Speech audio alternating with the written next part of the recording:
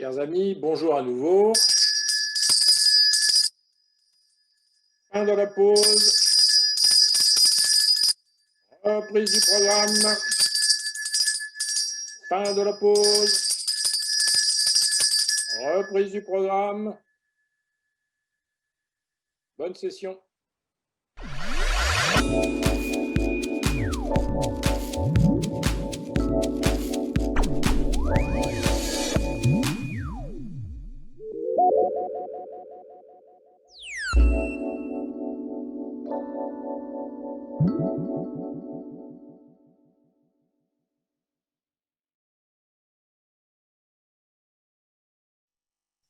Bonjour à tous, ravi d'être avec vous. Session 4, session controverse, une session qui va aider à nous éclaircir les idées sur le traitement de la hernie, bien sûr, l'antibioprophylaxie, le Phasix. Alors, n'hésitez pas tout au long de cette session, ouvrez votre fenêtre pour converser, pour chatter, posez vos questions, faites vos commentaires. Rappelez-vous et notez quand même à quel live vous vous adressez et n'hésitez pas bien sûr avec votre nom, c'est quand même beaucoup plus sympathique. Première session, première présentation, ça va être la présentation de Pascalis Gavrilli qui travaille à Londres et qui a fait pas mal d'études sur en fait la place et la façon un peu d'analyser les méta-analyses qui, en fonction de la manière dont on les regarde, ne vont pas toujours donner les mêmes résultats. Et il va nous montrer un petit peu Liechtenstein versus Celio. Est-ce que les grandes guidelines de Herne et Hassel sont vraiment paroles d'évangile? Je laisse la place à Pascalis. First of all, I would like to thank you, Professor Jean-François Guillon, that invited me to make this presentation.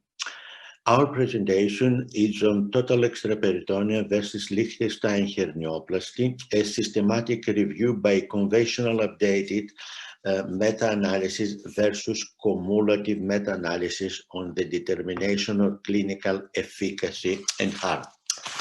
The cumulative meta-analysis based on different mathematical backgrounds compared to conventional updated meta-analysis can pinpoint the first time or the turning point when a difference in the outcome occurred between the treatment and control cohorts, and consequently to study trends in good and bad effects.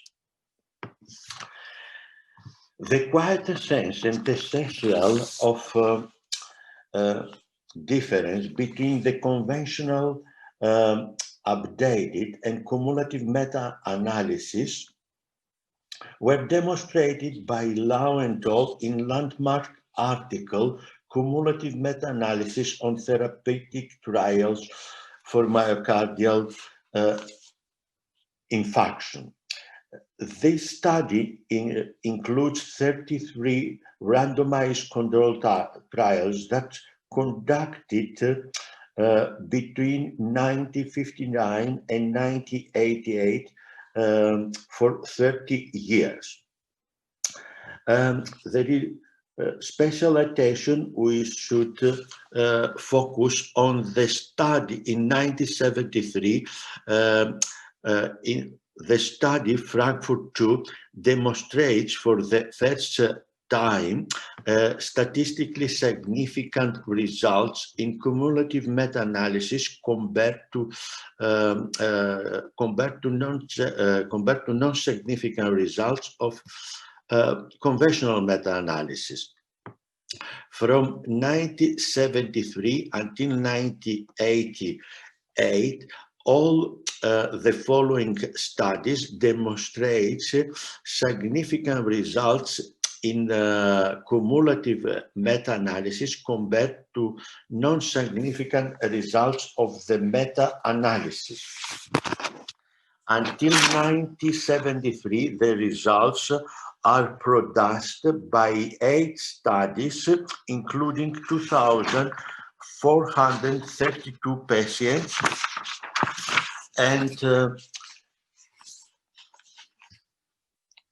we have also to pinpoint here two studies that demonstrate on both methods of meta-analysis significant results. These studies are the Gruppo Italiano per lo studio della streptochinasi nell'infarto miocardico and the second international study of infarct survival, ISIS-2.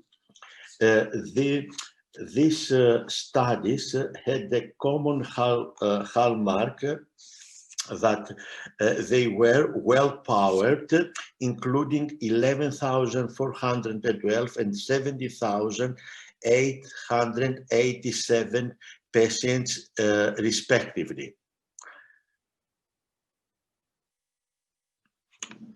Reflecting on the above results, we can formulate the following questions. Do we need to perform more trials supported by big budget and long periods of hard work when, for the 13 consecutive years, the cumulative meta-analysis demonstrated statistically significant results compared to non-significant results of the conventional updated meta-analysis?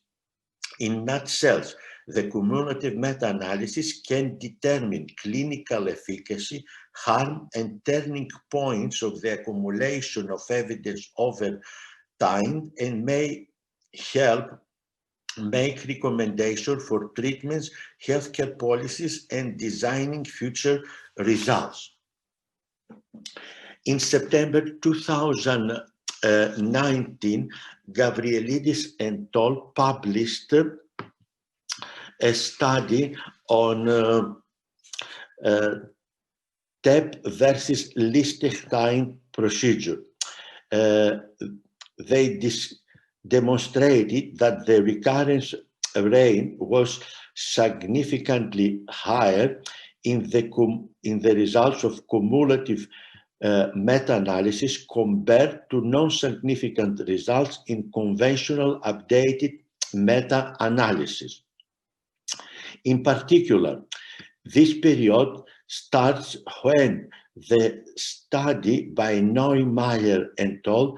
Added to the existing evidence, and consequently 10 more RCTs from 2004 to 2019, although they demonstrated non-significant results in the conventional updated meta-analysis, in the cumulative meta-analysis, all of them demonstrated statistically significant differences. Of note, the high quality RCT published by Gulick and al. In 2019 also demonstrates the same results and did not have any impact on the established evidence.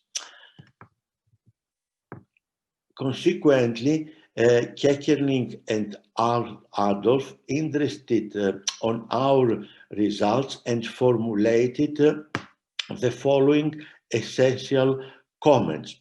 Firstly, that the studies by Neumayer and al. And they dominated the results because of their large sample size and the high rate of recurrences.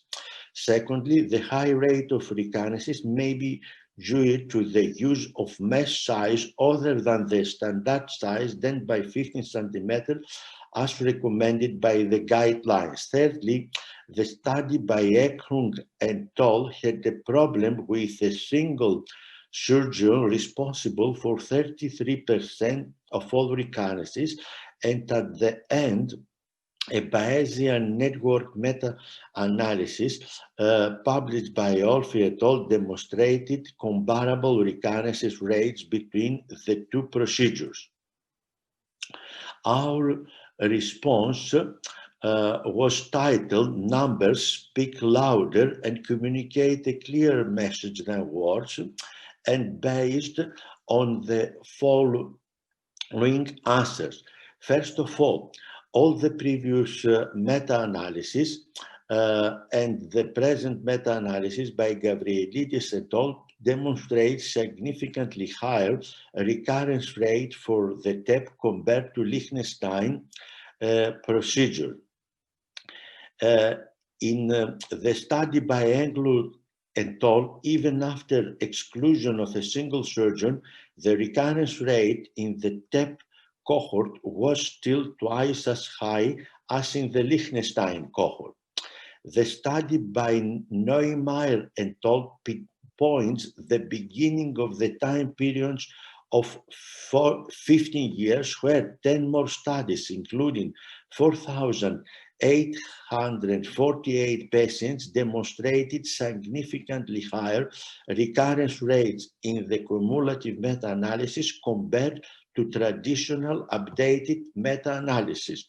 In a nutshell, it is not only the study by Neumeier et al. That demonstrates statistically significant results in cumulative meta-analysis compared to conventional updated meta-analysis.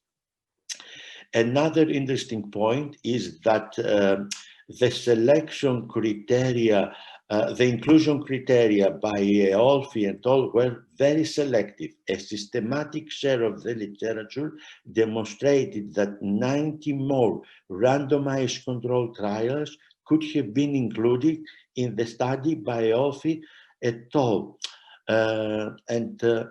Another point that we expressed is that the high quality RCT by Goodley and al. Did not modify the already established evidence for significantly lower recurrence rate in Liechtenstein cohort.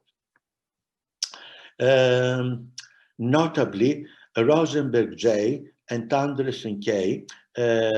Wrote a letter to editor titled "Wrong Conclusion in Meta-Analysis." Although that the title of our article indicated that the study was a systematic review by updated traditional and cumulative meta-analysis of randomized controlled trials, Rosenberg J. and Andresen K. based their conclusion only on the updated traditional meta-analysis and disregarded that our study aims to compare the two methods, and those concluded that the message of our analysis was wrong.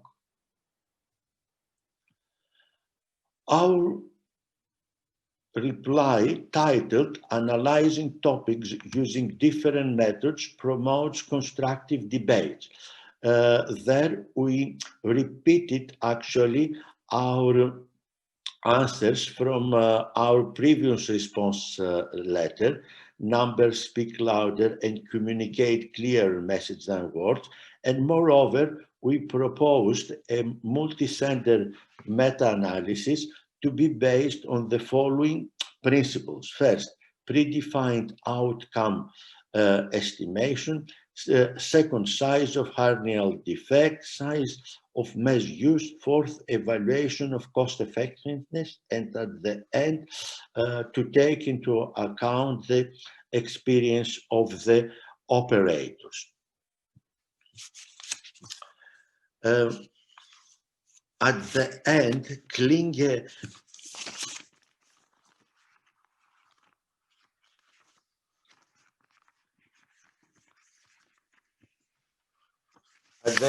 reflected on the original and subsequent letters and responses to make things right, and wrote a letter to the editor based on the following 8 essential comments. First, in some hands, TEP as well as Liechtenstein can be performed without any recurrence and pain.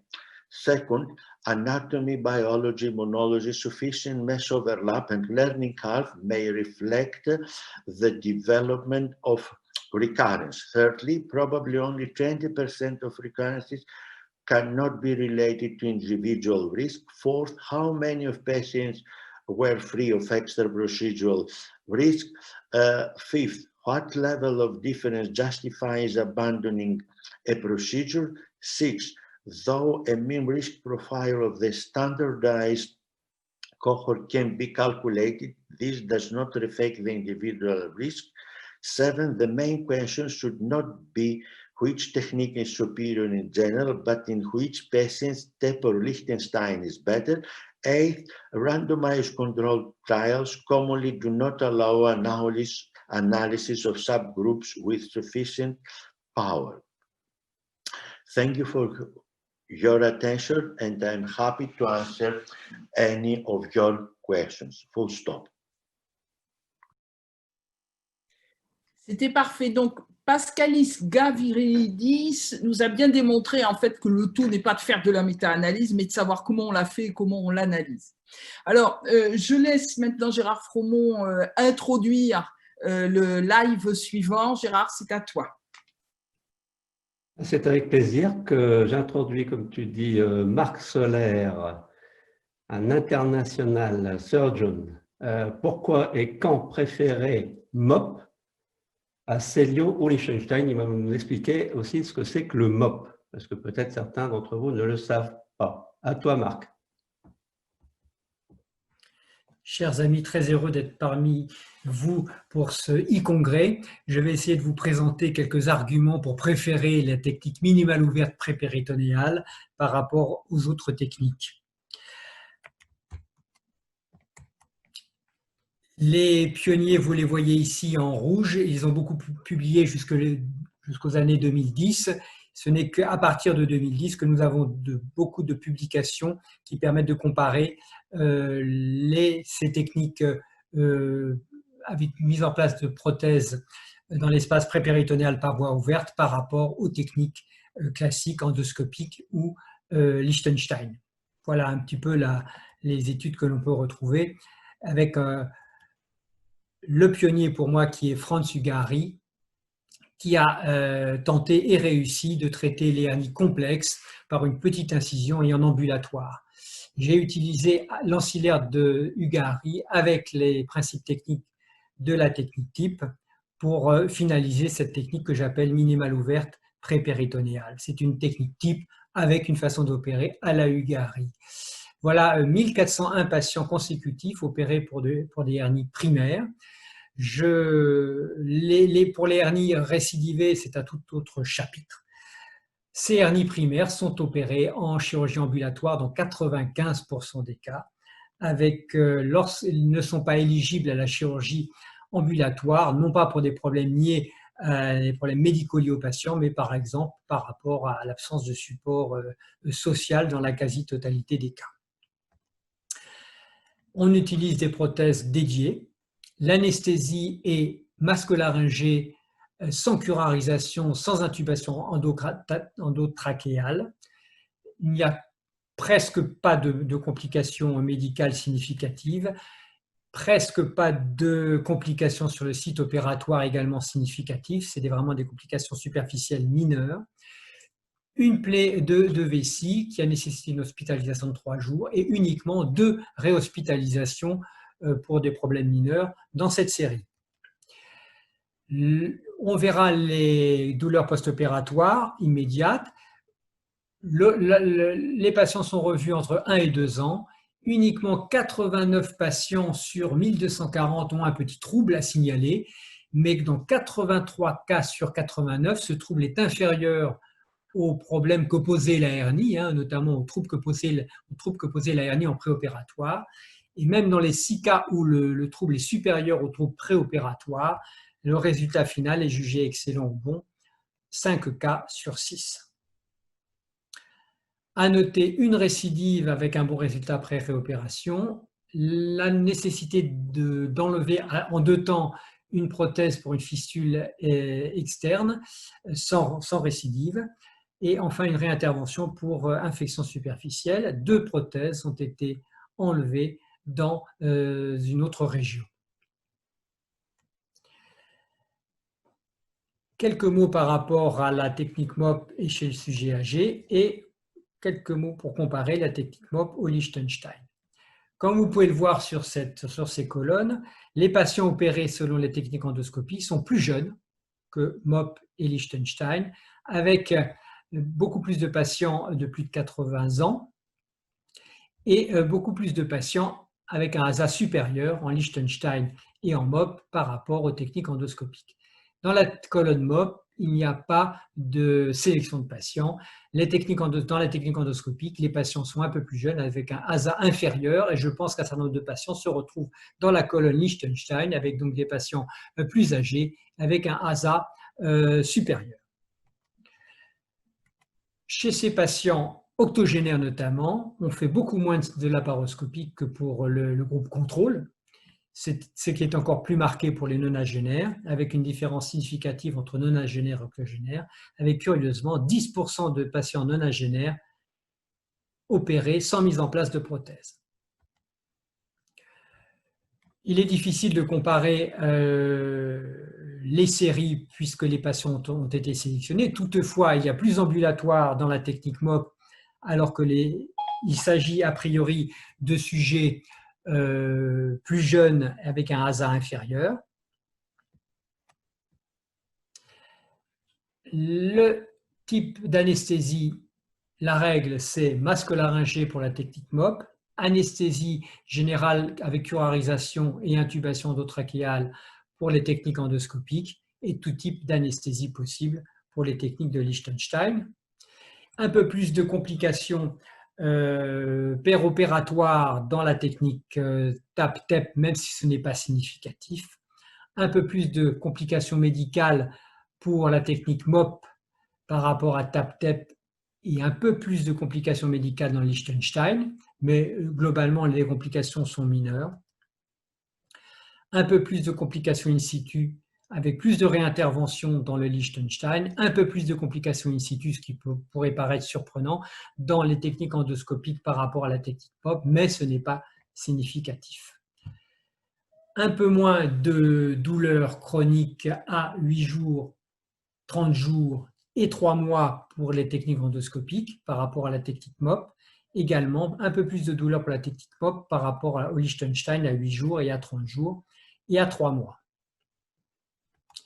Toutefois, à 1 an, le feeling du patient est meilleur pour la technique MOP avec un peu plus d'excellents et de bons résultats si l'on compare avec les techniques endoscopiques et c'est significatif, et de même, c'est significatif entre Liechtenstein et technique MOP.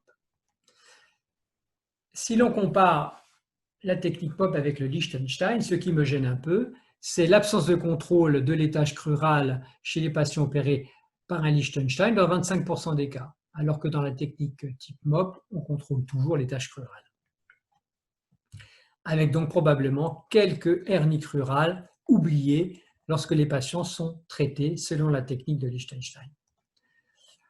Les données de la littérature ne sont pas en faveur de la technique de Liechtenstein pour les douleurs chroniques post-opératoires et pour la qualité de vie à 1 an. En conclusion, si l'on compare la technique MOP avec la CELIO, il y a un petit peu plus de douleur pour la technique MOP initialement, un petit peu plus de complications médicales, mais elles restent mineures. Par contre, il y a probablement pour l'endoscopie un peu plus de complications à titre de blessures de vessie, complications vasculaires et intestinales, même si ce n'est pas significatif.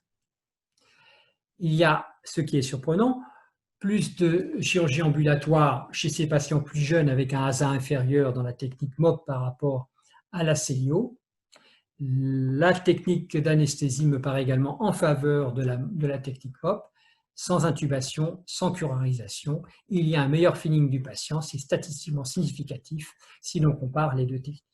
Par rapport au Liechtenstein, certes la technique est un peu plus importante, certes il y a moins de douleurs chroniques, moins de douleurs post-opératoires immédiates, mais le feeling du patient est en faveur de la technique MOP par rapport au Liechtenstein à 1 an. Le problème dans la technique de Liechtenstein, c'est qu'on peut manquer des hernies fémorales et il y a toujours un peu plus de complications médicales in situ pour la technique de Liechtenstein, mais encore une fois, les patients ne sont pas comparables, ils sont un peu plus âgés avec un ASA supérieur à la technique de Liechtenstein. Voilà ce que je voulais vous dire en courant sur ces considérations mettant en valeur, à mon sens, ces techniques ouvertes, prépéritonéales, minimales invasives. Je vous remercie.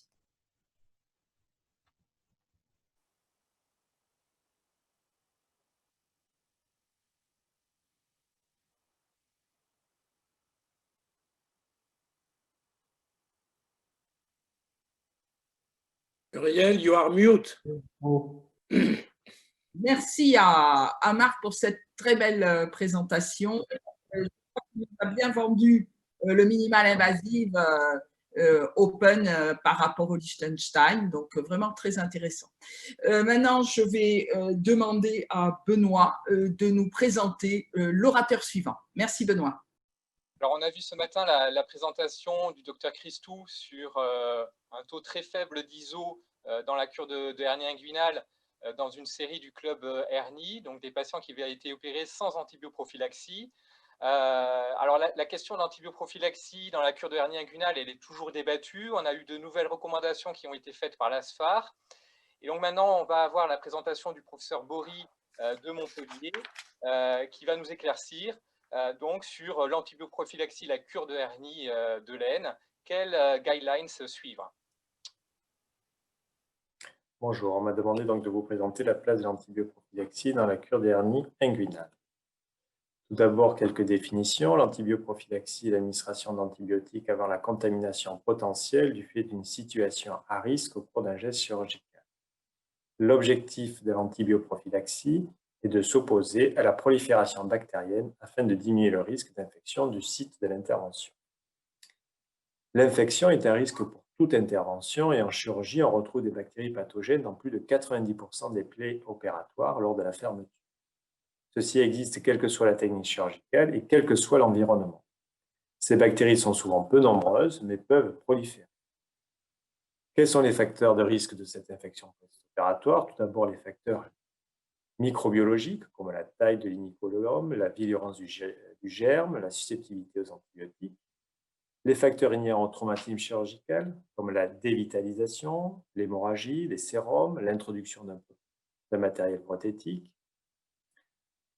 Les facteurs inhérents aux patients, comme l'état immunitaire général et local, l'état nutritionnel, la présence de comorbidité, le diabète, l'obésité, et enfin, les facteurs périopératoires, prophylactiques, antibiotiques, bien démontrés dans la littérature. Quels sont les réels risques d'antibioprophylaxie? Ces risques sont souvent retrouvés lors d'utilisation injustifiée d'antibiotiques, comme l'allergie, les infections à Clostridium difficile, la résistance bactérienne et enfin l'augmentation des coûts. Qu'est-ce qu'il en est réellement pour les cures des hernies inguinales?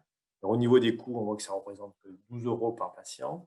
Et en ce qui concerne les complications ou les effets secondaires de cette antibioprophylaxie, on revoit que dans aucune étude randomisée et méta-analyse n'a été rapporté d'incidents liés à cette antibioprophylaxie. Ceci étant dit, quelle est la place alors de cette antibioprophylaxie lors de cure de hernie inguinale? Tout d'abord, sans prothèse, c'est-à-dire simple raphie.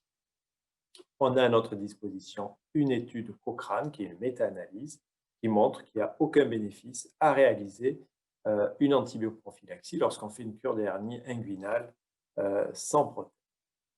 Donc l'ASFAR et la Société européenne Hernia a donc décidé de ne pas proposer l'antibioprophylaxie lorsqu'on réalisait ce type de cure de hernie.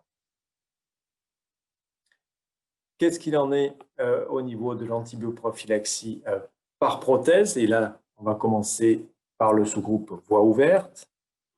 On a en 2012 une méta-analyse, toujours de Cochrane, sur 11 études randomisées, qui montre aussi que là, on a en effet un effet bénéfique de l'antibioprophylaxie lorsqu'on fait une cure de hernie inguinale avec pose de prothèse par voie ouverte. En 2014 et en 2018, la Société européenne de hernie a donc fait de nouvelles analyses avec de méta-analyses sur 17 études randomisées, avec 8 études de bonne qualité et 9 études de qualité moyenne. Les auteurs ont remarqué dans ces études qu'ils avaient quand même des difficultés d'interprétation des données du fait des critères d'inclusion qui variaient largement d'une étude à l'autre. Ils ont constaté aussi que les patients en risque, c'est-à-dire avec des comorbidités, étaient rarement mentionnés et seulement dans 2 études. Du coup, ils ont décidé donc de faire une répartition et de définir donc des environnements à faible risque et à haut risque en fonction du taux d'infection qui était retrouvé dans le groupe placebo de ces études. Donc en 2014, le taux le seuil était de 7%, et donc tous les patients, toutes les études qui avaient donc un taux inférieur à 7% étaient considérées comme des études avec un environnement à faible risque, et ceux qui avaient plus de 7% à haut risque.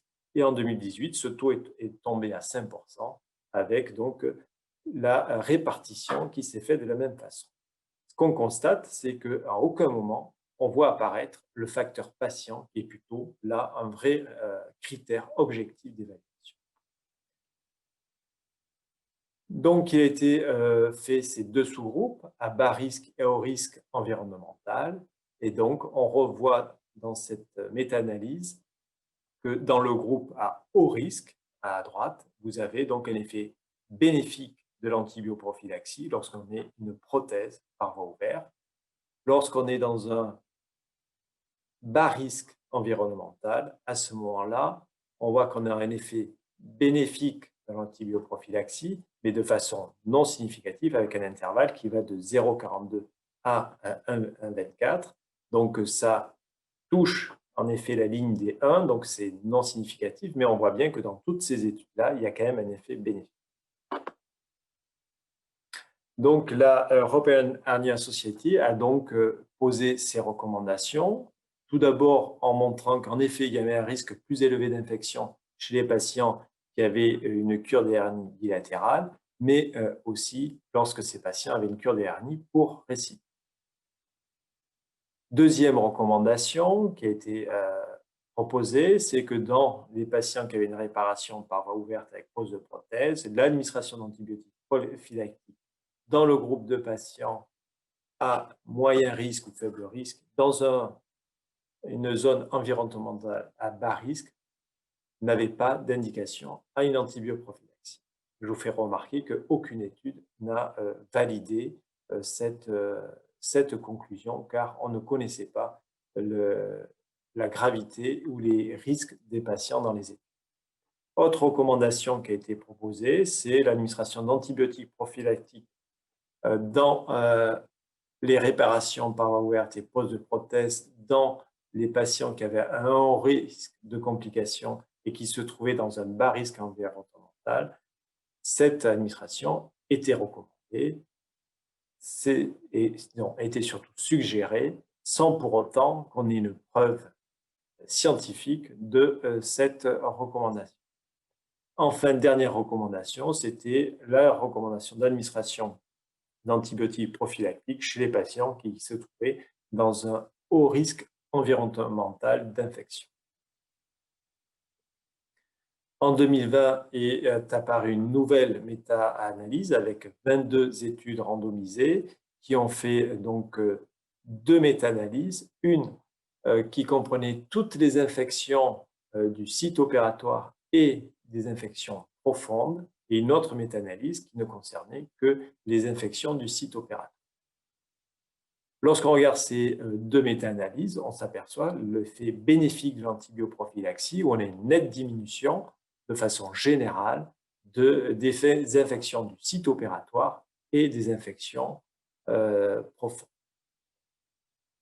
On remarque aussi que dans ces méta-analyses, il y a eu une étude de sous-groupe avec donc les patients qui se retrouvaient dans un environnement à faible risque d'infection et d'autres à haut risque d'infection. Et on voit toujours cette tendance très significative dans le groupe à haut infection environnementale, où là on a un effet bénéfique de l'antibioprophylaxie. En revanche, dans le groupe à bas infection d'infection du site opératoire, on avait aussi un effet bénéfique, mais de façon non significative. Mais cette tendance a l'air de se majorer avec une diminution, comme vous pouvez voir par rapport aux études précédentes, des méta-analyses, une diminution de cet intervalle. Et on a ce petit losange qui va de plus en plus vers la gauche, donc vers l'effet bénéfique de l'antibioprophylaxie. Par conséquent, l'ASFAR a recommandé en 2018 donc une antibioprophylaxie lorsqu'on réalisait une cure des hernies par voie ouverte avec mise en place d'une prothèse. Qu'est-ce qu'il en est maintenant donc de l'antibioprophylaxie et des prothèses par voie cystoscopique? Ceci est un peu plus compliqué. lorsqu'on regarde donc une étude qui a été faite au sein de toutes les sociétés savantes spécialisées, on remarque que 63% des chirurgiens ne mettent pas d'antiprophylaxie lorsqu'ils font une cure des hernies inguinales sous célioscopie, avec un intervalle qui va de 38% pour l'American Hernia Society à 75% de non-utilisation d'antibioprophylaxie dans European Hernia Society. Pourquoi une telle divergence d'utilisation ou non de cette antibioprophylaxie? Tout simplement parce qu'il n'y a aucune étude randomisée et méta-analyse qui a étudié la place d'antibioprophylaxie sous célioscopie, qu'on n'a que des études de registre, qu'on a aussi, et on le sait, 4 à 5 fois moins de complications sous célioscopie, et donc ce qui incite à mettre de moins en moins d'antibioprophylaxie. Mais attention, les complications sont beaucoup plus. Alors, ce qui est quand même important de savoir et de rappeler, c'est quand même cette étude de registre qui a rapporté plus de 85 000 patients opérés de hernie, avec la moitié, vous voyez, sous célioscopie. Et donc, cette étude de registre, avec un nombre conséquent de patients, montre en analyse multivariée l'effet bénéfique de l'antibioprophylaxie, quelle que soit la voie d'abord, c'est-à-dire célioscopie ou open, quel que soit le score ASA, quelle que soit la taille du défect, quels que soient les facteurs de risque d'infection, quel que soit le sexe et quelle que soit la récidive ou non de cette hernie qui a été prise en charge. Donc, on voit que dans cette méta-analyse, il y a quand même un effet bénéfique de l'antibioprophylactie sous célioscopie. De plus, il ne faut pas oublier que ces infections du site opératoire peuvent avoir des conséquences, et surtout des conséquences judiciaires pour nos chirurgiens. En France, nous faisons actuellement 80 000 cures d'hernie par an, et la moitié sous célioscopie. Et lorsqu'on regarde donc 2 rapports de nos assurances, et tout d'abord la première qui a fait un rapport entre 2003 et 2016, on voit qu'il y a 2 fois plus de plaintes si on fait une cure d'hernie sous célioscopie, et que lorsqu'on regarde les formes graves, on a 15% des plaintes qui sont liées à un sepsis. L'étude branchée confirme un petit peu donc cette notion de gravité lorsqu'on choisit cette voie d'abord célioscopique, avec 28% des plaintes pour des hernies, dont 25% sous célioscopie. Par conséquent, l'ASFAR, devant l'effet bénéfique d'antibioprophylaxie par voie ouverte et l'effet bénéfique lié donc à les résultats de l'étude de registre que nous avons vu tout à l'heure, donc préconise la mise en place d'antibioprophylaxie lorsqu'on réalise une cure d'hernie par célioscopie avec pose de prothèse. Et pour conclure, je vous dis tout simplement ce qu'il faut faire, c'est lors d'une mise de prothèse, une demi-heure avant l'incision, l'anesthésiste devra donc faire son antibioprophylaxie par phésazoline 2 grammes bivalente à dose unique. Je vous remercie. Merci à Frédéric Bory qui nous a bien démontré ce sur quoi reposaient les nouvelles recommandations de l'ASFAR. On était parti au début, plus d'antibioprophylaxie, et puis on est revenu, et je crois que c'est à juste raison, la nécessité d'une antibioprophylaxie après mise en place de prothèses. Je laisse maintenant Marc Soler introduire le modérateur suivant. Bonjour à tous, c'est avec plaisir que donc, je vais donner la parole à Gilles Reboul, qui probablement est celui qui a le plus d'expérience sur cette question très délicate de la hernie du sportif. C'est un sujet vraiment qui nécessite une attention très particulière, et donc je pense que c'est l'homme de la situation qui a une expérience internationale sur le sujet. Je te laisse la parole, cher Gilles. Mesdames, Messieurs le modérateur, Jean-François Gillon m'a confié la tâche de vous parler du Sportsman hernia pour savoir si c'est bien une pathologie chirurgicale. Alors, ce qui est important, c'est de définir ce qu'est le sports hernia, ce qui va amener à développer le terme de pubalgie, à en faire un démembrement pour avoir un diagnostic et enfin savoir si on peut bien faire une chirurgie. Historiquement, pour la première fois, ces douleurs de laine ont été décrites par Spinelli chez un escrimeur italien. Et puis dans les années 70, on va y revenir un peu plus tard, c'est les docteurs Duré, Rodino, Brunet et Roche-Goncard qui ont particulièrement développé ces douleurs de laine. Nezovic est un chirurgien serbe qui a introduit pour la première fois une notion de chirurgie, puis Gilmore en Angleterre en parlant du Gilmore syndrome. En France, c'est le professeur Jäger qui a parlé de cette pathologie de paroi associée à une pathologie d'adducteur. Donc c'est dans les années 70 en France que est apparue cette pathologie du canal inguinal pour lequel essentiellement les Français pensaient que la pubalgie ne s'intéressait qu'au canal inguinal. Ce sont les pays anglo-saxons ensuite qui ont parlé d'athlétique pubalgia, de osteitis pubis, puis de syndrome de Gilmore, de groin pain, et finalement pour arriver à un terme de sportsman hernia, ce qui a entraîné cet état de confusion.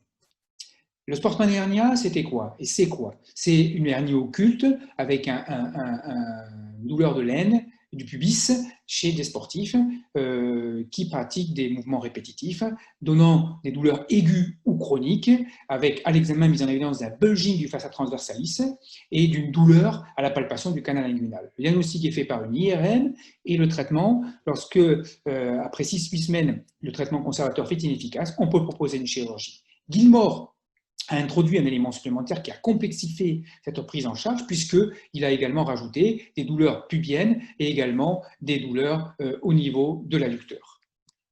C'est pourquoi en 2014 a eu lieu une conférence de consensus à Doha qui réunissait des médecins, qui réunissait des physiothérapeutes, qui réunissait des chirurgiens de tous les continents pour pouvoir définir définitivement ce qu'étaient ces douleurs de laine qu'on a appelées groin pain, et on a défini en fonction d'examens cliniques particuliers et de tests une forme adducteur, iliopsoos, inguinale et pubienne.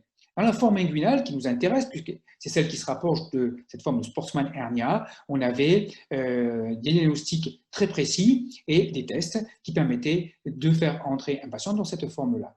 Avant de développer et d'expliquer pourquoi ce sportsman hernia doit aboutir à une chirurgie, il faut connaître parfaitement l'anatomie, et cette anatomie est indispensable avec mise en évidence de différentes couches anatomiques. On a ici le péritoine, ici ce fameux fascia transversalis, puis ici nous avons le tendon conjoint qui est fait du transverse et du petit oblique qui viennent s'insérer sur le grand droit, suffisamment bas pour pouvoir recouvrir l'orifice profond et le fameux fascia transversalis. Et ensuite, nous avons ici l'aponévrose oblique externe. Donc, indispensable de bien connaître toutes ces couches anatomiques. On regarde de la même manière sur une face antérieure et on voit bien que le tendon conjoint vient bien s'insérer sur le bas et va donc à ce moment-là recouvrir, lorsqu'il s'insère parfaitement au niveau du grand droit, l'orifice inguinal profond. Lorsqu'on étudie la littérature, on voit de la même manière ce tendon conjoint qui est mis en évidence et qui est pathologique et qu'on retrouve particulièrement dans toutes ces formes de pubalgie pariétale.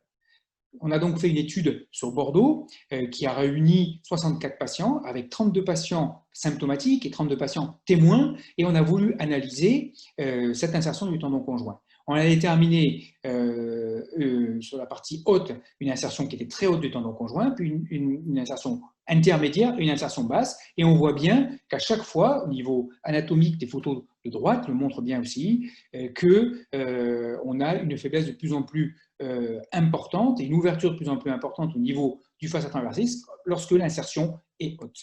Et on s'apercevait que le patient était d'autant plus symptomatique dans les types 1, donc avec insertion haute, que les types 3, où les patients contrôlés étaient beaucoup plus importants et donc normaux et donc non opérés. On voit bien sur le schéma de gauche cette insertion haute, et sur le schéma de droite, on voit au niveau de la pince le grand droit, et au-dessus de la pince, le tendon conjoint, et en dessous, ce fameux fascia transversalis pathologique qui sera réparé dans un deuxième temps, puisque c'est cette faiblesse-là qui est pathologique. Alors, l'examen est fait de manière clinique, et c'est essentiellement un examen clinique, et notamment par l'invagination du doigt au niveau de la bourse pour aller examiner l'orifice profond. Et cet orifice profond qui est ici, on va bien voir qu'il est ouvert. En faisant tousser le patient, on sentira le bulging et on pourra sentir que le tendon conjoint s'insère haut sur le grand droit. Si on fait une échographie, on voit de la même manière que ce qui monte, c'est la graisse péritonéale, que ici, le digestif ne monte pas, et c'est donc essentiellement un bulging du fascia transversalis, et non pas une hernie, puisque le péritoine ne monte pas. Si on fait une échographie, on va voir de la même manière une insertion ici qui est haute, et laissant cette ouverture, contrairement à ce côté qui est normal, on voit bien que l'insertion est basse sur le grand droit et va fermer complètement l'orifice profond. On voit ça aussi bien chez l'homme que chez la femme. Et donc, on est dans ce qu'on appelle la pathologie pariétale avec cette anomalie d'insertion. Donc, comment traiter cette pathologie? Eh bien, en refaisant l'anatomie normale. Et pour faire l'anatomie normale, rien de mieux que de faire une graphie qui permet de restaurer l'anatomie, le mur postérieur, et de remettre le tendon conjoint à sa place en retendant les muscles obliques sur la symphyse pubienne et donc sur le ligament inguinal. On utilise donc, historiquement, c'était la technique de Lesovitch qui permettait de descendre le transverse, mais progressivement, on a utilisé des techniques qui permettaient de descendre que le tendon conjoint sans aller descendre le transverse parce que c'était très douloureux, et on a utilisé finalement des techniques mini-invasives comme la technique de Madame Mouchawek ou la technique que j'utilise, puisque quand j'utilise cette technique, c'est une incision qui fait 5 cm et on ne travaille que sur le tendon conjoint qu'on va retendre sur le ligament inguinal tout en contrôlant l'orifice inguinal profond pour éviter les douleurs post-opératoires et faire bien attention à fermer la ponévrose du grand oblique en contrôlant le cordon spermatique, c'est-à-dire sans appuyer dessus. Les résultats montraient, sur une étude que j'avais fait au début des années 2000, d'excellents résultats dans les pathologies pariétales, puisqu'on était à 95%. Et si on regardait la littérature, on avait également des très bons résultats, avec des reprises environ un mois et demi, ce qui est encore confirmé aujourd'hui. En conclusion, je dirais que le Sportsman hernia doit maintenant être nommé inguinal rheumatique Grolupé ou pubalgie pariétale en France, que ce n'est pas une hernie chez le sportif, c'est un défaut d'insertion du tendon conjoint. Le diagnostic est clinique, échographique ou IRM. Le traitement sera chirurgical par une technique de Raffi et le mieux est d'utiliser le Schuldeis modifié et de manière bilatérale, et qu'une prise en charge spécialisée multidisciplinaire permettra d'avoir d'excellents résultats. Je vous remercie.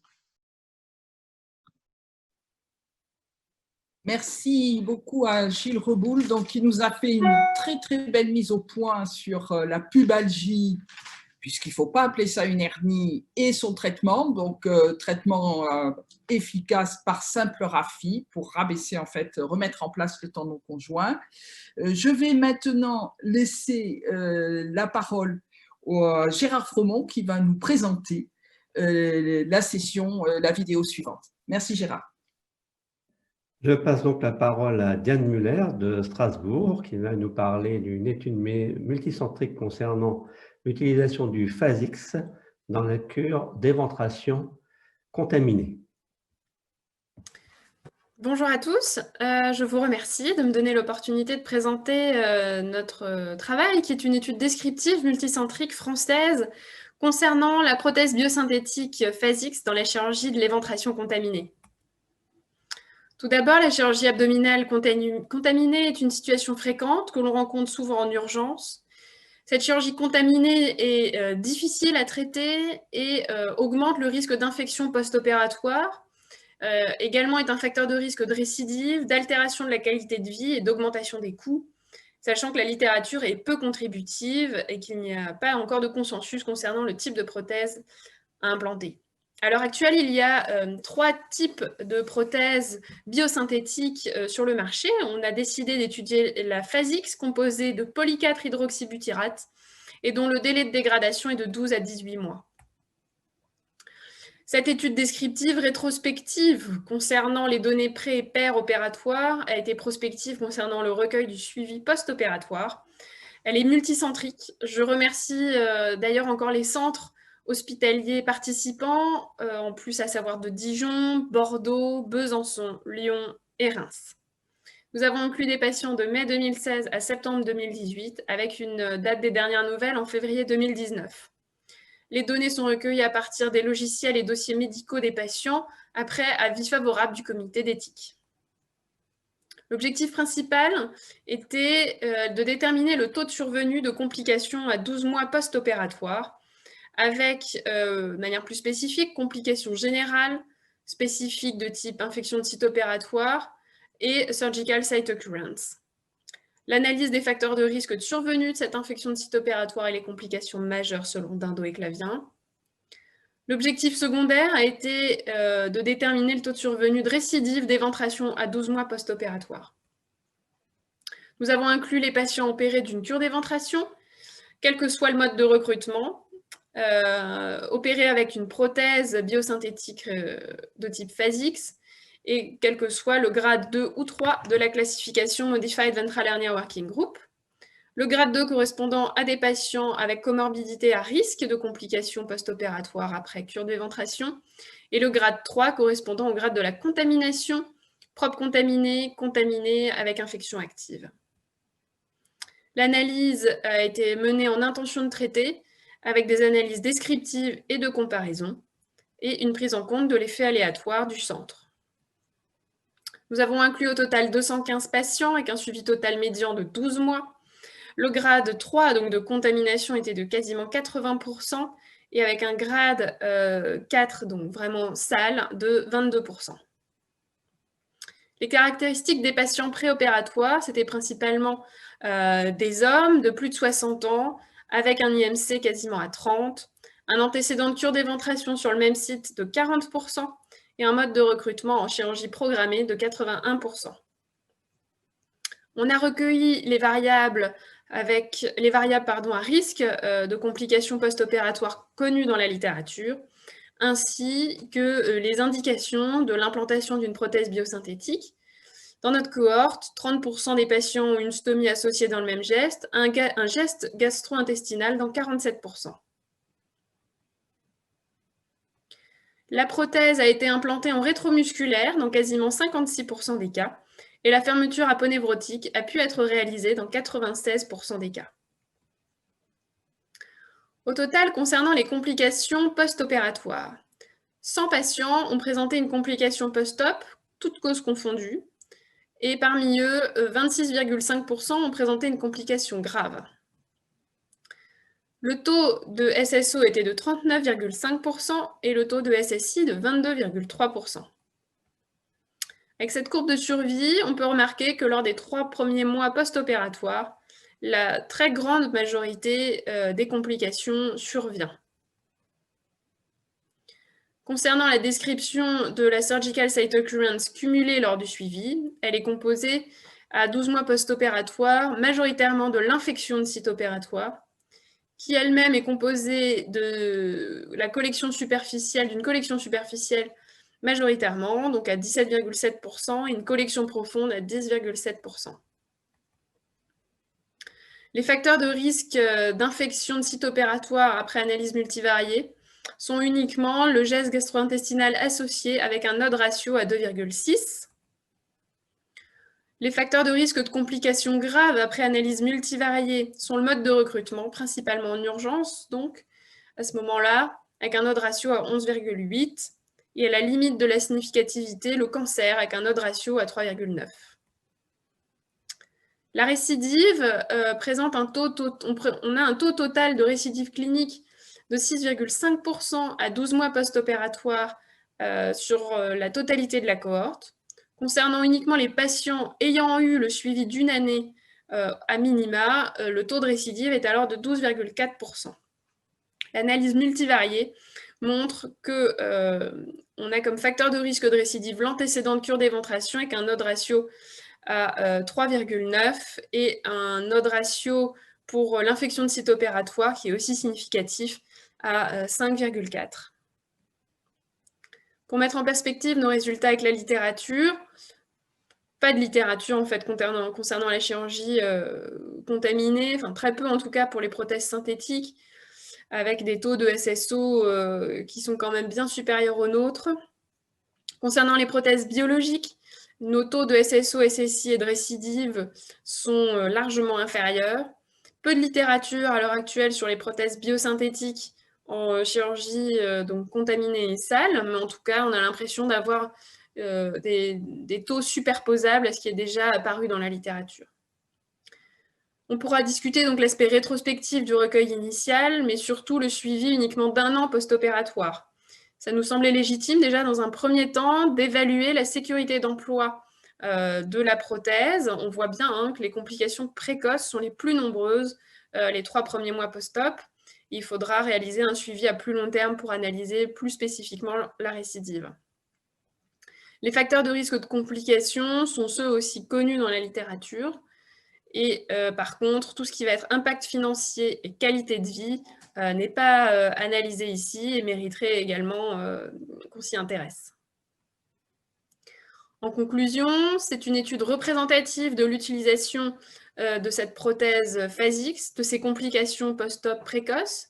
À l'heure actuelle, c'est la seule cohorte française de grand effectif. On peut conclure que c'est une prothèse sûre d'utilisation en milieu contaminé, chez les patients au risque, et qui nécessite des études à plus long terme pour l'analyse de la récidive. Je vous remercie pour votre attention. Merci. Bon, merci beaucoup à Diane Müller. C'est une étude qui est importante, plus de 200 patients. La Phasix, on en a tous entendu parler, mais on n'avait pas jusqu'à présent de grande étude pour un petit peu nous donner une idée de son devenir, même si il manque encore du recul, mais on va l'avoir sur cette prothèse en milieu contaminé. En tout cas, il est démontré que sa pose est sûre. Alors, je vais laisser maintenant à nouveau la parole à Benoît Romain pour nous présenter la dernière vidéo de cette session sur la paroi. À toi, Benoît. Alors, la compréhension de la biomécanique de la paroi abdominale, elle est loin d'être simple, et pourtant elle est essentielle pour bien comprendre comment on répare correctement une hernie pariétale. Et donc, on va avoir des éclaircissements grâce à l'excellente présentation du docteur Jourdan et du docteur Beige de Marseille. Et donc, cette présentation s'intitule « Ce que le chirurgien devrait savoir sur la biomécanique de la paroi abdominale ». Bonjour, nous allons, Arthur et moi, vous résumer les connaissances sur la biomécanique de la paroi abdominale qui nous paraissent importantes à connaître pour un chirurgien. Bonjour à tous. Du point de vue du mécanicien, le caisson abdominal se comporte comme un cylindre fermé, avec en son sommet le diaphragme, à sa base le plancher pelvien, et en périphérie la paroi abdominale. Ce caisson possède une pression interne, la pression intra-abdominale, qui peut augmenter à cause de divers facteurs, et notamment à cause de l'activation du diaphragme lors de l'inspiration, comme visible dans l'animation, ou à cause de l'activation des muscles abdominaux, par exemple lors de la toux, qui vont venir comprimer le contenu abdominal et ainsi augmenter la pression. En réponse, les zones les plus souples du caisson abdominal vont se déformer. C'est ainsi qu'est régulée la pression au sein de la cavité abdominale. L'augmentation de la pression intra-abdominale, que nous rappelons considérée comme homogène dans l'ensemble de la cavité, pousse les viscères contre la paroi, entraînant une distension ou une déformation de celle-ci sous la contrainte. Quand les contraintes dépassent la capacité d'élongation ou la résistance de la paroi, alors une rupture peut survenir, soit au niveau d'une faiblesse anatomique lors d'une hernie, soit au niveau d'une zone cicatricielle lors d'une éventration. Le rôle du biomécanicien, c'est d'aider le chirurgien à mieux comprendre ses enjeux mécaniques, à quantifier les phénomènes observés à l'échelle tissulaire, structurelle ou comportementale, et à proposer, son rôle est de proposer des solutions de prévention et d'optimisation des réparations. À l'échelle tissulaire, la caractérisation se fait principalement par des essais de traction, comme ici présentés à partir de sujets anatomiques. Ces essais classiques de biomécanique permettent de quantifier la relation contrainte-déformation, véritable carte d'identité d'un matériau. Sans rentrer dans les détails, je voudrais vous transmettre 3 notions. D'abord que les tissus les plus raides, les plus solides si vous préférez, sont les tissus conjonctifs, et notamment la ligne blanche et les aponévroses des grands droits. Ensuite, qu'il existe une forte anisotropie, ça veut dire que les propriétés dépendent de la direction des efforts imposés. pour la paroi, la raideur est jusqu'à 4 fois plus forte dans le sens transversal que dans le sens sagittal. Enfin, ces tissus sont hyperélastiques, c'est-à-dire que leur rigidité augmente avec l'élongation. Après, pour un même tissu, ses propriétés dépendent de leur structure, c'est-à-dire de leur forme ou de l'orientation des fibres, par exemple. Une étude, ici présentée, a ainsi montré que les propriétés mécaniques de la ligne blanche dépendaient de sa localisation anatomique sous ou sus-ombilicale. Ces effets de structure dépendent de l'anatomie. Ces effets de structure qui dépendent de l'anatomie expliquent probablement la grande variabilité des mesures en biomécanique des tissus mous. Nous avons ainsi quantifié la variabilité morphométrique entre les individus dans une étude réalisée sous l'égide du Club Ernie à partir de 120 scanners. Et nous avons quantifié les différences de forme et d'épaisseur des muscles et l'influence de certains paramètres, comme présenté ici, l'index de masse corporelle ou le genre. L'effet de structure peut aussi être illustré par le caractère multicouche de la paroi, que l'on peut assimiler à un matériau composite avec des fibres musculaires croisées dans différentes directions, réalisant un véritable tressage. Des études expérimentales que l'on affiche ici ont montré que c'est la gaine des droits antérieurs qui joue un rôle prépondérant dans la résistance. D'autre part, que l'anisotropie de la paroi complète est moins prononcée que celle des composants étudiés séparément. Connaître les propriétés des tissus et l'effet de la structure sur sujet anatomique ne suffit pas à en déduire le comportement. Il faut pour cela observer in vivo le fonctionnement de la paroi. Les essais in vivo sont difficiles à mettre en place car ils nécessitent de prendre en compte de nombreux paramètres que l'on ne peut pas toujours contrôler et car il est souvent difficile d'avoir accès à des paramètres internes sans dispositif invasif comme par exemple pour la mesure de la pression.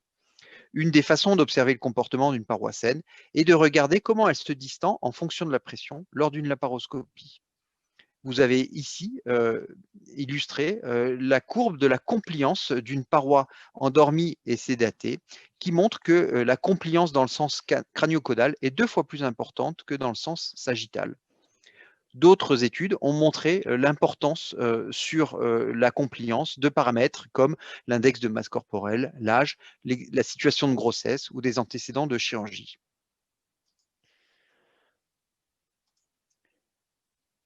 Notre équipe a développé une méthodologie innovante pour caractériser complètement le comportement biomécanique de la paroi abdominale in vivo dans des conditions physiologiques et avec des moyens non invasifs. Comme les études précédentes, nos travaux s'appuient sur la mesure combinée des déformations et des contraintes. Pour cela, nous avons réalisé de l'imagerie IRM dynamique de l'abdomen durant différents exercices comme la respiration, montrée ici, comme la manœuvre de Valsalva, ou encore comme l'atout. Nous avons ensuite développé une analyse semi-automatique innovante qui permet, à partir de ces images, de réaliser la cartographie dynamique des déformations en tout point et pour l'ensemble de l'épaisseur de la paroi abdominale. Nous pouvons voir sur ces images que les zones musculaires les plus sollicitées, que nous pouvons voir en jaune, varient en fonction des exercices. On voit par exemple une forte distension des muscles droits durant la respiration et une implication forte des muscles transverses durant l'atout. Notre connaissance des déformations, combinée avec la mesure de la pression intra-abdominale obtenue grâce à un capteur de pression non invasif ingérable, la SmartPill, durant ces exercices, nous permettent d'avoir un tour d'horizon complet de la biomécanique de la paroi abdominale. Vous pouvez observer sur ces courbes qui ont été obtenues pour le même sujet que les pics de pression ainsi que la rapidité des changements de pression sont nettement plus importantes pour la manœuvre de Valsalva et l'atout, qui vont donc solliciter beaucoup plus la paroi que la respiration. Si on met ces valeurs de pression en perspective avec les déformations, on se rend compte que les déformations ne sont pas forcément plus importantes pour ces exercices par rapport à la respiration, ce qui nous permet de dire que l'activation musculaire entraîne une augmentation de la rigidité des muscles.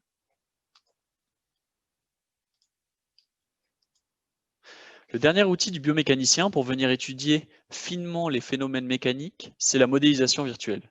Cet outil donne accès à la connaissance de nombreuses informations très difficiles à caractériser expérimentalement, comme par exemple les contraintes locales dans les tissus ou les interactions entre les différents composants.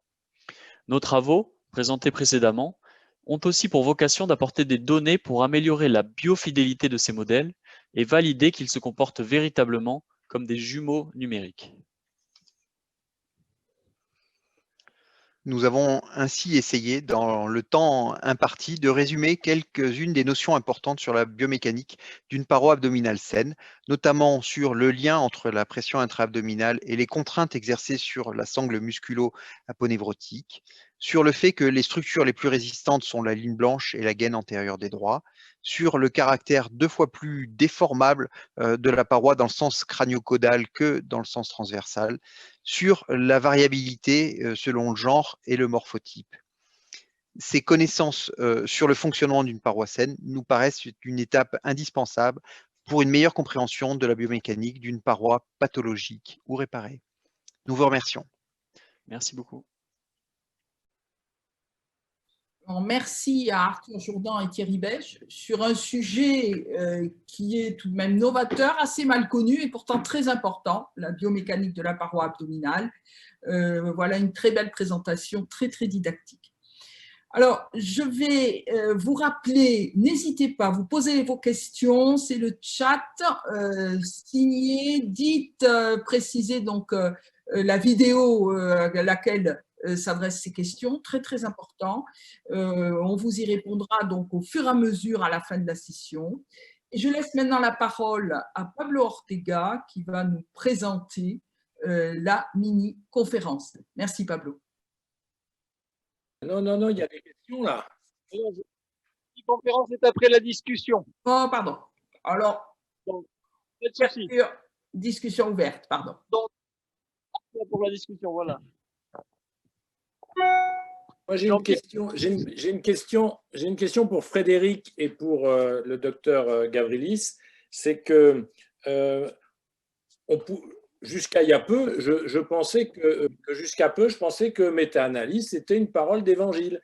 Et donc, j'ai appris, grâce à eux et à d'autres, j'ai appris que finalement, quand dans la méta-analyse, il y avait des études randomisées de qualité médiocre, ou surtout, ce que je viens d'apprendre avec le topo de M. Gavrilis, quand ces études étaient obsolètes, si on peut dire, eh bien, la méta-analyse n'avait aucun intérêt. Dr. Gavrilis, I am really disappointed because I thought the meta-analysis was like a sentence of God. Okay. We are far from the reality. D'abord, bon après-midi à tous.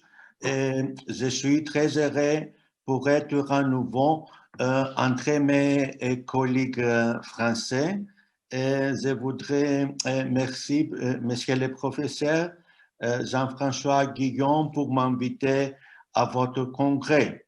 Excusez-moi, je réponds à vous en anglais, mais pas de problème.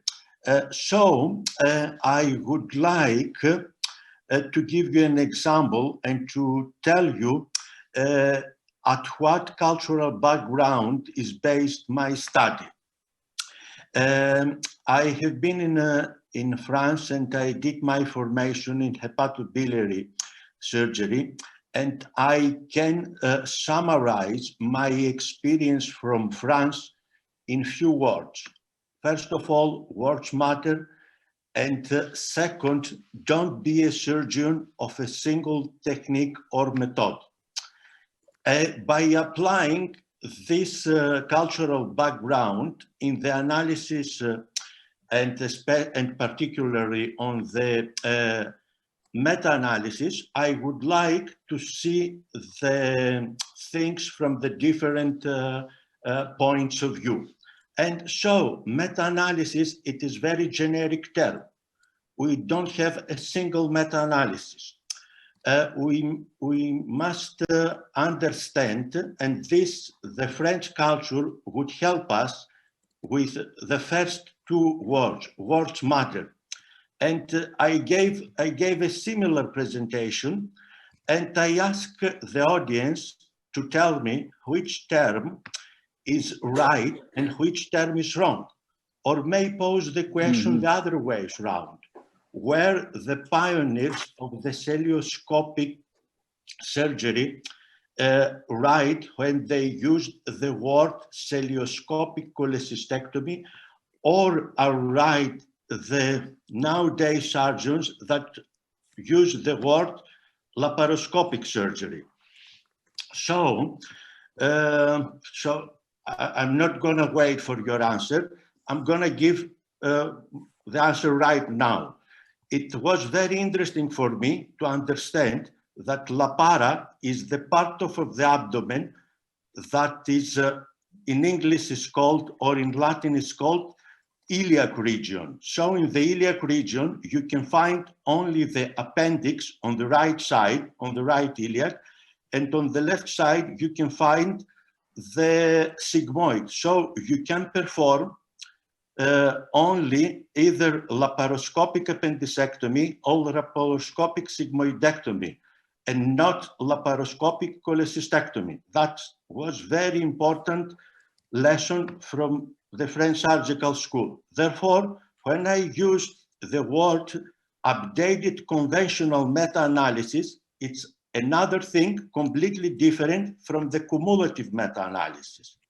So each of them are based on the different mathematical background, and they give different results. And though you can compare the results, I think that the message is clear. Huh? And if you correlate with the message that makes difference between laparoscopic cholecystectomy and cilioscopic cholecystectomy, that you can understand better. So we've got the conventional meta-analysis that based on the different mathematical background, we have the cumulative meta-analysis, and if you would like to be methodologically sound and you have to compare more than two interventions, then you have to use the network meta-analysis. Thank you very much, Mr. Gavridis. But time is running. We have other questions. Et si vous me permettez, je vais reprendre les communications dans l'ordre. Bien sûr, bien sûr. Muriel, je lis, je me suis fait le rapporteur des questions, et donc je lis que l'audience a posé des questions d'abord à Marc Soler. D'abord, une première question. Finalement, Marc, qui fait du MOP au sein du Club Hernie? Toi? Comme je l'ai montré dans ma présentation, le MOP, c'est du type avec une petite façon d'opérer, comme je l'ai dit, à la Ugari. La seule différence, c'est que je crois que cette façon d'opérer permet d'avoir une incision plus petite. C'est pour ça que je l'appelle minimal open. Mais c'est pour moi le MOP. Alors pour l'orfèvre qui est Jean-Luc Bouillot, finalement, c'est type et MOP, c'est pareil. Je pense que c'est presque pareil. Mais d'ailleurs, finalement, on le saura peut-être bientôt, puisque on va faire une étude là, sur le plan européen. On va faire un petit registre sur qui sera composé par les adeptes de la prothèse prépéritonéale par voie ouverte, et on va comparer entre ceux qui font du MOP, du type, du TREP, du LON-STEP, et on aura la réponse. Aucune différence, ou peut-être des petites différences. Voilà. Bon, j'ai un commentaire aussi sujet de quelqu'un qui mentionne le danger, enfin en tout cas l'inconvénient des techniques dites mixtes qui assurent une double pollution des deux espaces. D'ailleurs, on aurait pu prendre l'avis de Jean-Pierre Palot sur le sujet, puisque c'est un fervent engagé pour le PHS. Voilà, c'était un commentaire que je signale. Je peux répondre à ça. La voie type ou la voie MOP, ce n'est pas une voie postérieure. C'est une prothèse postérieure par voie antérieure. Il n'y a pas tellement de voie postérieure en dehors de la cellule. Et il n'y a pas d'agression de la voie antérieure. Voilà, exactement. Donc il faut bien, c'est un point très important. J'ai beaucoup travaillé sur les données du Club Hernie, et je pense que par exemple le type ou MOP n'est pas une bonne technique pour les hernies récidivées, puisque si on a une hernie récidivée après Licht, tu veux dire? Pardon? Récidivée après Licht? Après n'importe quoi. Si on a une hernie après n'importe quoi, si on a une hernie récidivée après une intervention par voie antérieure, il faut faire une voie postérieure pure. Il n'y en a pas 36. C'est l'Acellio, TREP ou NIUS Et si on a une récidive après une voie postérieure, il faut faire une voie antérieure pure. Il n'y en a pas 36, c'est Liechtenstein ou Nomech. Je suis tout à fait d'accord avec Marc, parce qu'il n'y a pas longtemps, j'ai fait un patient qui avait eu un Liechtenstein, ensuite il a eu un type, et puis il avait une récidive, donc je l'ai opéré bien sûr par célioscopie pour une tape. Après une récidive après Liechtenstein, il faudrait faire une voie postérieure pure. Je ne défends pas le type ou le MOP après récidive par Liechtenstein, même si moi-même, j'aurais tendance quand même à le faire de temps en temps sans inconvénient. Il y a des petits commentaires à Frédéric Bory. Finalement, on s'émeut un petit peu de cette fluctuation de la SFAR.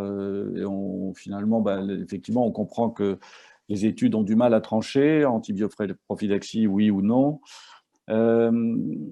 J'ai un chirurgien qui me dit moi j'ai fait 9300 réparations herniaires inguinales et j'ai aucune infection, donc je dors tranquille. Bon, c'est une façon de voir les choses. Est-ce que vous avez des commentaires à ce sujet? Il y a une question de Johan à ce sujet, justement.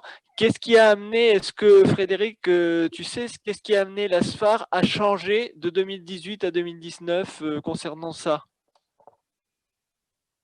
Je crois que j'ai expliqué les raisons de l'antibioprophylaxie, et c'était par rapport à des études qui sont randomisées avec plus ou moins donc des études de bonne ou moins bonne qualité. On voit que de toute façon, quelles que soient les méta-analyses qui sont faites, quelles que soient les sociétés qui essaient de faire des méta-analyses, on a toujours le même curseur qui va en faveur de l'antibioprophylaxie. Alors qu'on essaye ou non de faire des sous-groupes, comme je vous ai montré dans ma présentation, où on essaye de faire des zones à risque d'infection ou un environnement à risque parce qu'on est dans un hôpital où il y a un risque infectieux plus élevé, on voit que même il y a une tendance quand même dans ces groupes à bas risque à l'effet bénéfique de l'antibioprophylaxie.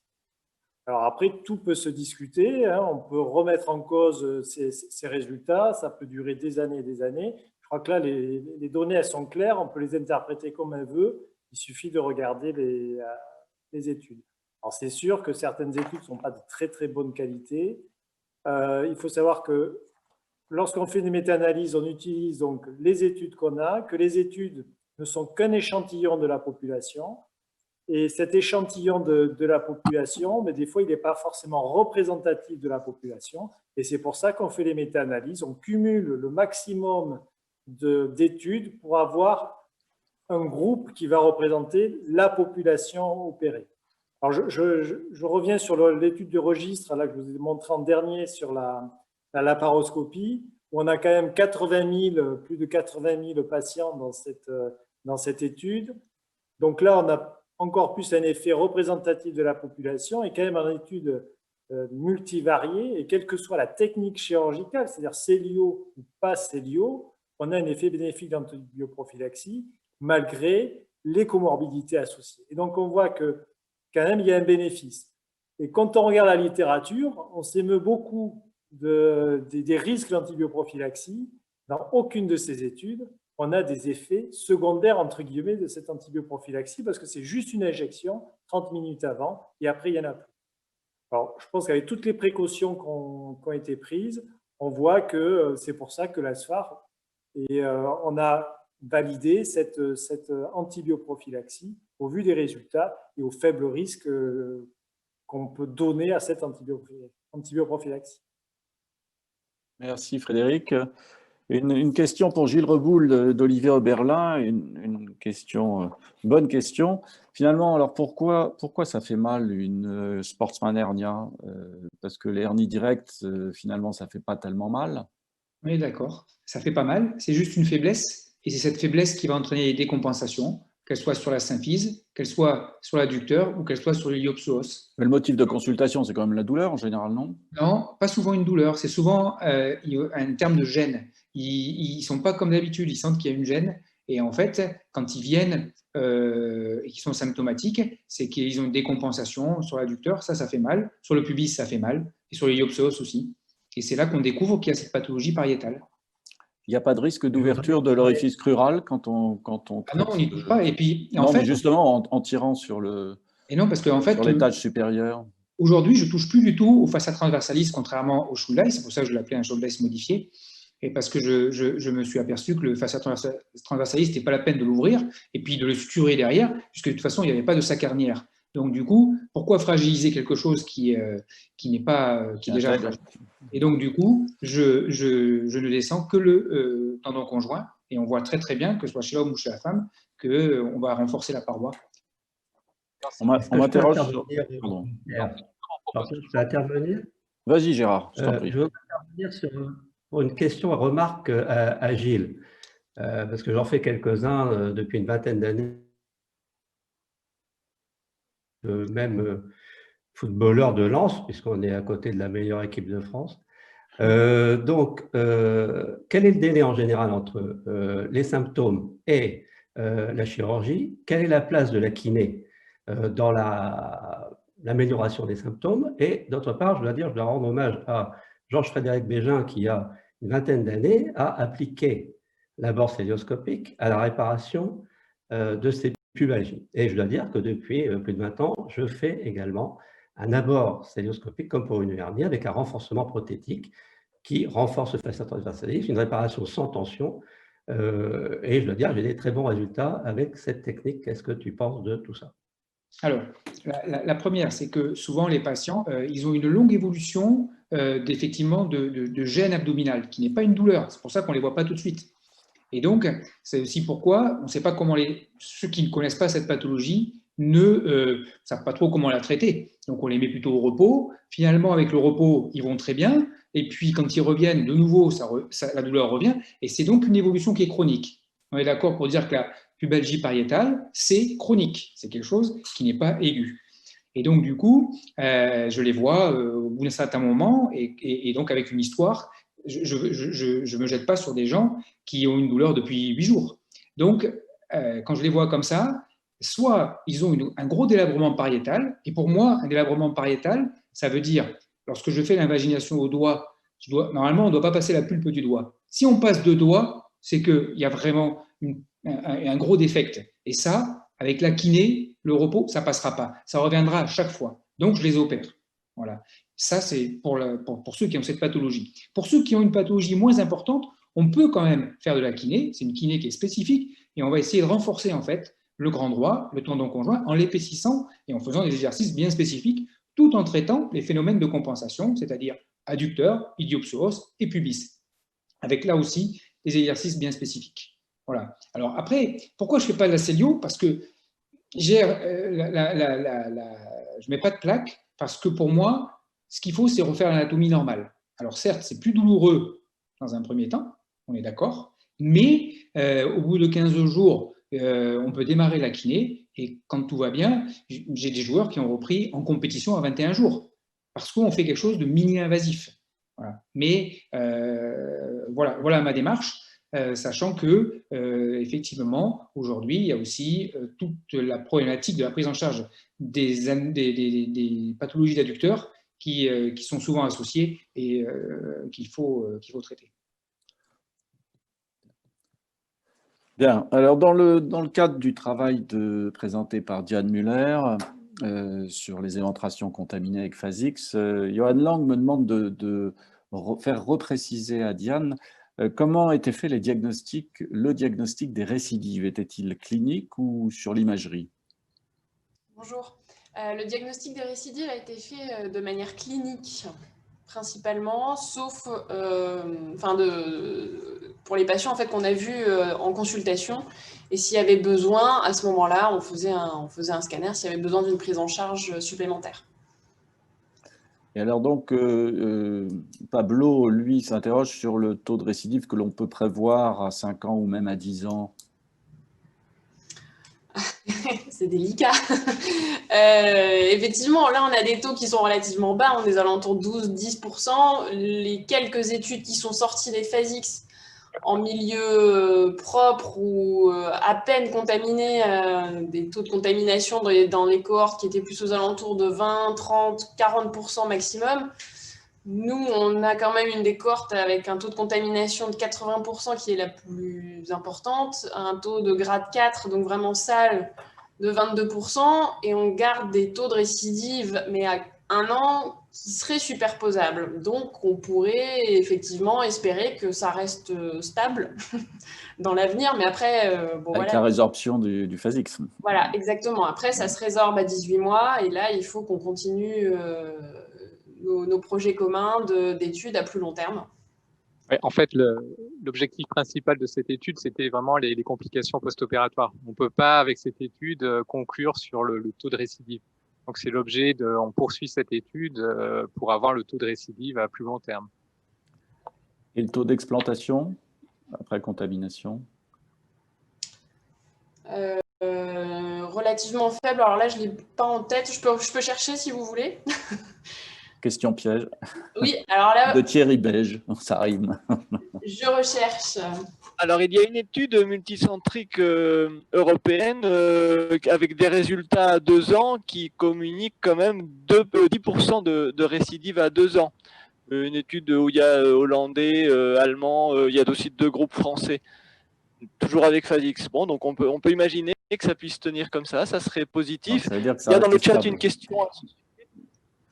une question dans le chat à ce sujet de la part de Catherine Hervieux qui félicite Diane et qui demande est-ce qu'il serait envisageable de faire une étude randomisée entre phase X et une autre prothèse pour le traitement des éventrations contaminées? Oui, bien sûr. Ouais. Diane, Benoît, qu'est-ce que vous en pensez? Ben oui, avec plaisir, on peut monter cette étude. Oui. Et contre qu'est-ce que vous mettriez en face? Pour moi, ça pose un problème. On peut éventuellement envisager une prothèse biologique. Oui, moi, je reviens. Ouais. Moi, je ne reviendrai pas au biologique.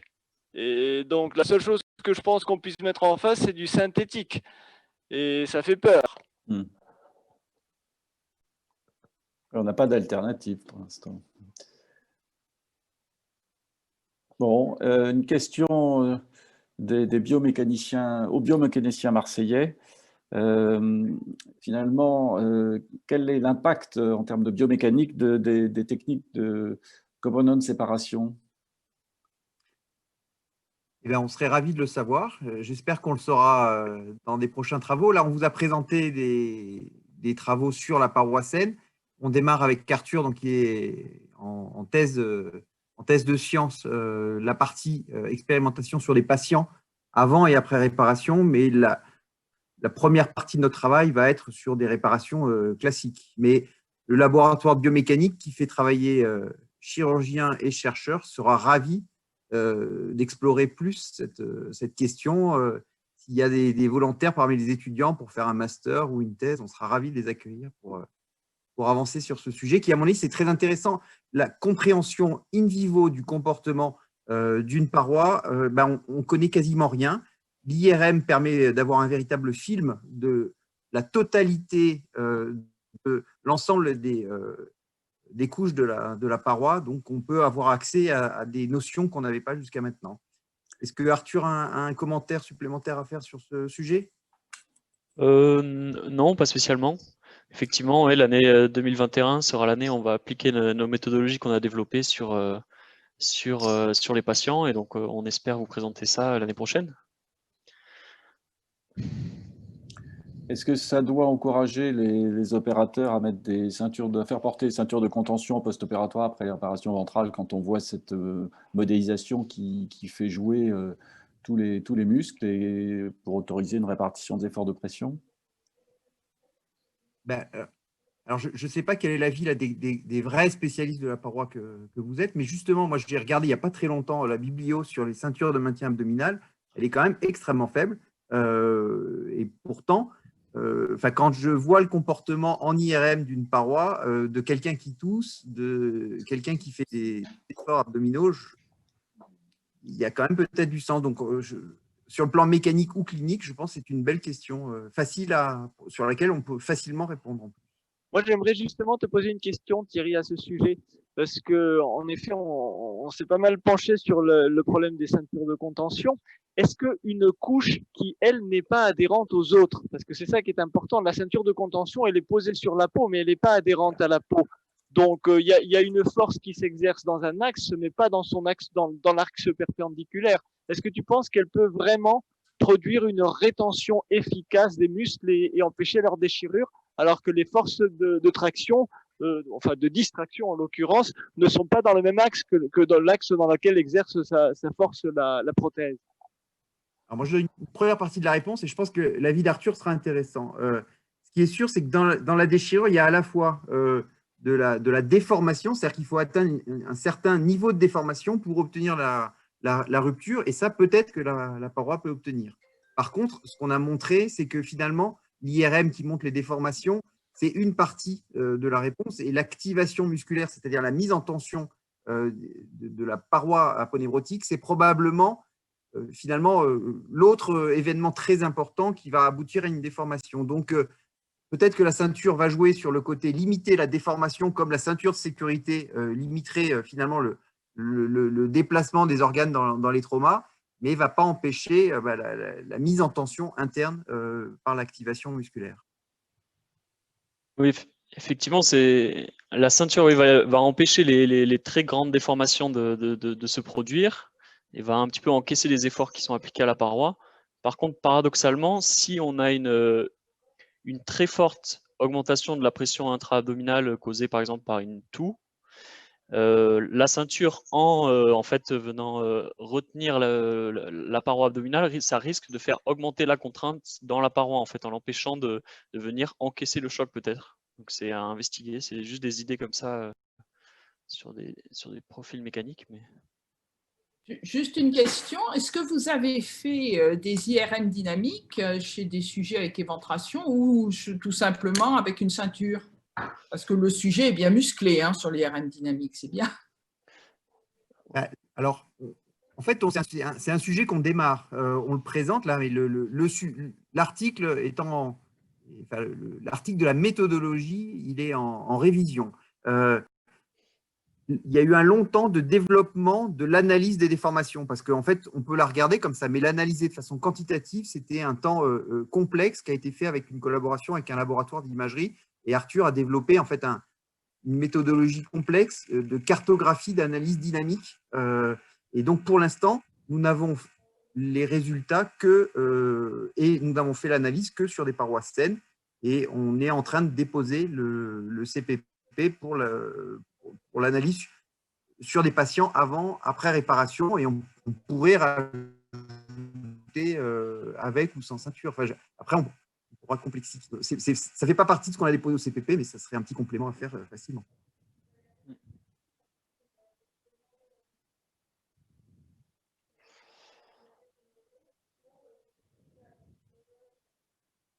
Je suis ravi de voir que ça plaît à l'ensemble des chirurgiens. Nous,